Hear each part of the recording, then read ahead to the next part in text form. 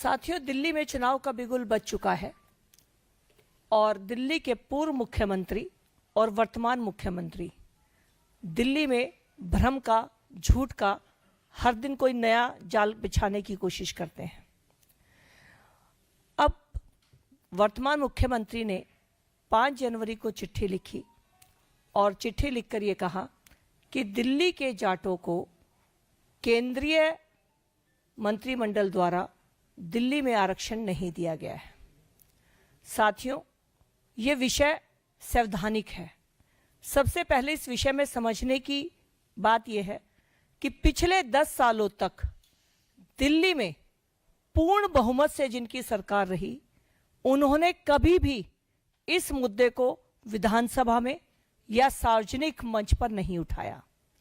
अब अचानक 5 जनवरी को आतिशी जी जब चिट्ठी लिखती हैं तो आतिशी जी से हमारा सवाल है कि अपने आप को सबसे पढ़ा लिखा मुख्यमंत्री बताने वाले अरविंद केजरीवाल जी, आरक्षण देना राज्य का सब्जेक्ट होता है। राज्य सरकार को आरक्षण अगर वो किसी जाति को, किसी वर्ग को दिलाना चाहते हैं तो सबसे पहले विधानसभा में अपना प्रस्ताव रखना होता है। प्रस्ताव पास होने के बाद कैबिनेट नोट बनता है और फिर उस कैबिनेट नोट को सेंट्रल गवर्नमेंट के पास भेजा जाता है और उनसे रिक्वेस्ट की जाती है कि इस जाति को आप आरक्षण दे दीजिए। पिछले 10 सालों के अंदर दिल्ली में आम आदमी पार्टी की सरकार थी। इन 10 सालों में कभी कोई चर्चा भी इस विषय पर दिल्ली विधानसभा में नहीं हुई। और पिछले 10 सालों की जब हम बात करते हैं तो उनके पूर्व मंत्री कैलाश गहलोत जी ने, जो कि अब उनकी झूठ और षड्यंत्र की राजनीति से दुखी होकर पार्टी छोड़ चुके हैं, उन्होंने इस बात को आपके सामने कंफर्म किया कि उन्होंने 2-3 बार दिल्ली के पूर्व मुख्यमंत्री को कहा कि दिल्ली के जाटों को भी केंद्रीय आरक्षण में शामिल कराने का प्रक्रिया हमें करनी चाहिए।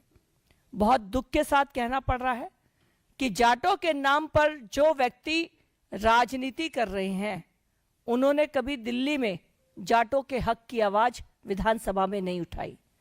मैं जाट हूं, मैं जाट की बेटी हूं, मैं जाट की बहू हूं, मैं जाट समाज से आती हूं। मुझे आज इस बात की बहुत तकलीफ है कि आपने हमारा हक नहीं दिया। ये बात तो एक तरफ, आप हमारे नाम पे दिल्ली में भ्रम की राजनीति करना चाहते हैं। हम दिल्ली के जाट इस बात को समझते हैं कि ये जो प्रोसेस नहीं हुआ वो आपकी वजह से नहीं हुआ। जब केंद्र सरकार में कांग्रेस थी और भाजपा सत्ता में नहीं थी केंद्र में, तब भी केंद्र सरकार से कई बार जाटों को आरक्षण देने की मांग भारतीय जनता पार्टी ने की है। और आज जाटों का केंद्रीय आरक्षण में शामिल दिल्ली के जाटों का ना होना, इसका एकमात्र कारण अरविंद केजरीवाल जी की 10 साल की दिल्ली की सरकार है। अचानक कोई चिट्ठी लिखने से 5 जनवरी को मुख्यमंत्री अगर चिट्ठी लिख दें कि जाटों को नहीं दिया, तो पढ़े लिखे पूर्व मुख्यमंत्री जी, आप ये झूठ बोलना बंद करिए। आपने कभी प्रोसेस को नहीं किया। मात्र चिट्ठी लिखने से कभी कोई आरक्षण नहीं होता। ये देश के संविधान के अंदर लिखा हुआ है। साथियों, कई बार जब अरविंद केजरीवाल जी ऐसी बात करते हैं तो हम सब गांव देहात के व्यक्तियों को हंसी भी आती है। जाट आरक्षण अरविंद केजरीवाल जी का चुनावी जुमला है। आज जब दिल्ली की आम आदमी पार्टी सरकार वेंटिलेटर पर है, मैं दोबारा रिपीट करता हूं कि आज जब दिल्ली की आम आदमी पार्टी सरकार वेंटिलेटर पर है, जब खुद बेल पर बाहर हैं, तो आज चुनावी जुमला जाट आरक्षण का छोड़ रहे हैं। जैसा कमलजीत जी ने भी बताया कि पिछले 10 सालों में इन्होंने जाटों के लिए कोई भी एक काम नहीं किया। अगर किया हो तो बताएं, ओपन डिबेट के लिए तैयार हैं। नहीं बता पाएंगे। मुझे गर्व होता है कि मैं एक जाट परिवार, एक किसान परिवार में जन्मा व्यक्ति, और मुझे एनडीएमसी का वाइस चेयरमैन, विश्व के सबसे लोकप्रिय नेता, देश के यशस्वी प्रधानमंत्री जी ने बनाया, तो ये पूरे समाज को एक सम्मान की बात दी। हम सबको गर्व होता है जब देश में पहली बार उपराष्ट्रपति किसी किसान परिवार, जाट परिवार में जन्मे माने धनखड़ जी को बनाया गया तो गर्व की बात थी। पर वो दिन भी सबने देखा जब कांग्रेस और बाकी लोगों के द्वारा किस तरह माने धनखड़ जी का जब अपमान किया जा रहा था, तो एक जाट परिवार का, एक समाज का अपमान किया जा रहा था, और किस तरह अरविंद केजरीवाल के बाकी सांसद मजाक उड़ा रहे थे। साथियों, ये जो जाट प्रेम है ये इसलिए जाग रहा है क्योंकि हरियाणा में भी जाटों ने भारतीय जनता पार्टी का समर्थन किया, उत्तर प्रदेश में भी समर्थन किया, और अब दिल्ली में भी आज जाट समुदाय हो या 36 बरादरियां हो, वो विश्व के सबसे लोकप्रिय नेता, देश के यशस्वी प्रधानमंत्री माननीय नरेंद्र मोदी जी के नेतृत्व में आज बिल्कुल एक साथ खड़े हैं और दिल्ली में भारतीय जनता पार्टी की सरकार बनने जा रही है। साथियों, जब भी आपने देखा होगा अरविंद केजरीवाल किसी इशू में फंसते हैं, वो शीश महल में फंसे, चाहे वो शराब घोटाले में बस फंसे, तो डिबेट को डेविएट करने के लिए वो एक नया चुनावी जुमला शगुफा छोड़ देते हैं जिसको दिल्ली की जनता स्वीकार नहीं करने वाली।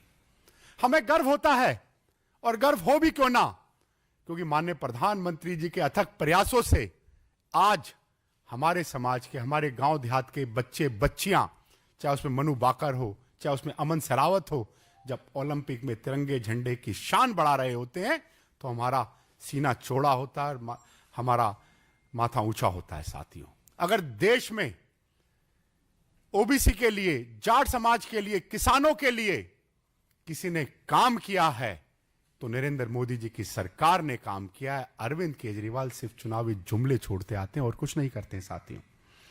साथियों, जब भी अरविंद केजरीवाल को अपनी विफलताओं से मिलना हो तो मीडिया का और बाकी लोगों का ध्यान किस तरह भटक जाए, वो नए नए बिंदु हमारे सामने लेके आते रहते हैं।